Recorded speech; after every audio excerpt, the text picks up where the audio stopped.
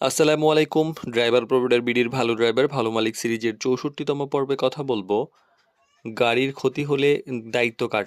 তো ড্রাইভিং পেশায় একটি গুরুত্বপূর্ণ বিষয় হলো গাড়ির ক্ষতি হলে কার দায়িত্ব।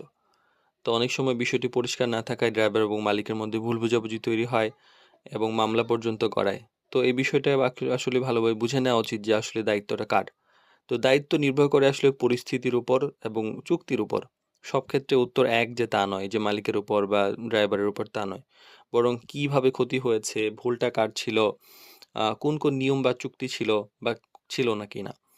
তো যদি ড্রাইভারের ভুল হয়, অনেক সময় হয় কি যে অসাবধানতা থাকে, ট্রাফিক নিয়ম মানেন না, মোবাইল ব্যবহার বা অবহেলা করেন। এই ক্ষেত্রে দুর্ঘটনা যদি ক্ষতি হয়েছে এবং প্রমাণিত হয় তাহলে সাধারণত দায়িত্বটা ড্রাইভারের থাকে।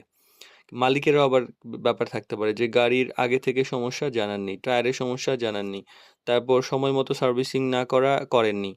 তো ঝুঁকিপূর্ণ অবস্থায় গাড়ি চালাতে বলা, এটা করেছেন। তো এই ধরনের সমস্যা হলে তো মালিকের দায়িত্ব থাকে। তো বাইরেরও কিছু কারণ ঘটে। অনেক সময় হয় কি যে দুর্ঘটনা ঘটে যায় যে অন্য গাড়ির কারণে লেগে যায়, রাস্তায় কোনো সমস্যা লেগেছে, গাড়ির উপরে কিছু পড়ে গিয়েছে, হঠাৎ কোনো পরিস্থিতি। এই ধরনের ব্যাপারগুলো হলো যে আসলে দায়িত্বটা ভাগাভাগি বা পরিস্থিতি অনুযায়ী নির্ধারণ করা হয়। তো আগে থেকে নিয়ম ঠিক করাটা জরুরি। কারণ চাকরি শুরু করার সময় আলোচনা করা ভালো। যে দুর্ঘটনা হলে সমাধান কি হবে? কারণ দেখেন ড্রাইভারের এমনি ইনকাম কম, গরিব মানুষ। উনি টাকায় পায় কয়েকটা। একটা গাড়ির একটা সার্ভিসিং করতে গেলে ১ মাসের খরচ চলে যায়। উনার সংসার কেমনে চলবে? তো এই খরচটা কে বহন করবে এটা নিয়ে আলোচনা করা আগেই উচিত। ইন্স্যুরেন্স থাকলে কিভাবে হবে সেটা